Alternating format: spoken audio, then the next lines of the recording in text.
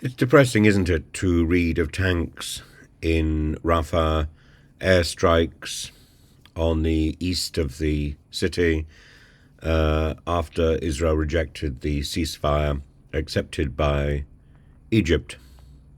I think it's a moment of shock, really, and uh, I'm afraid my videos are quite late today. I spent much of the day in bed, and it's it's about crisis management, and it affects us all. And the wave of support for Gaza and for the Palestinian cause is growing, as we see in the embrace of Oxford and Cambridge students tenting it outside the Natural History Museum in Oxford and so on.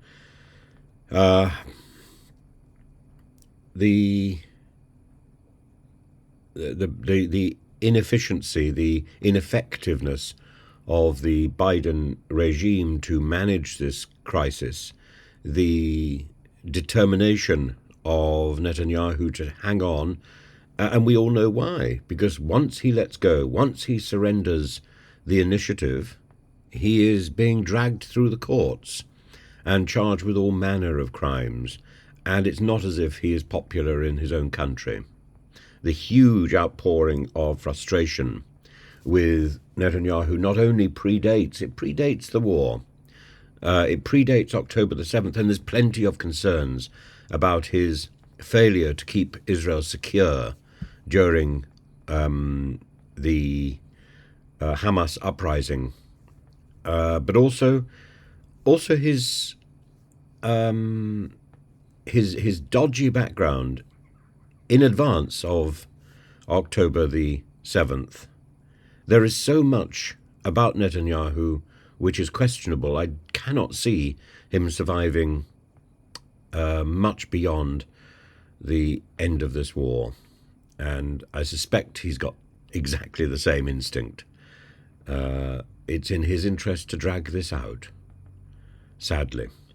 And it should be possible for the international community to put pressure on him to recognize the options available.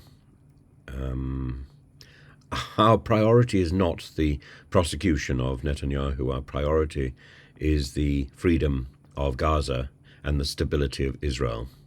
And for that, I think, as I've said before, the two-state solution needs to be imposed by a UN recognition of Palestine. The UN was quite happy to go against the grain and recognize Israel in a unilateral definition of statehood. Back in the late 1940s, it can do the same with Palestine, and other countries like Britain need to show the way. This isn't about being anti-Israel. This is about being pro-freedom and pro-peace. And it's also about sending a signal to the other belligerent person in the world at the moment, Mr. Putin, or what effectively is Mr. Putin, which is the cadre surrounding the idea of Putin in the Kremlin, whether Putin is alive or dead. I personally think he's dead, but I think his image lingers on, and his manner is very well captured by the actors who are portraying him at the moment. But the idea of Putin is very much alive and needs equally to be taught a lesson. Equally, Putin needs to get the message that invasion of another sovereign state is wrong, and then simply acquiring land and declaring that Russian is inappropriate and wrong.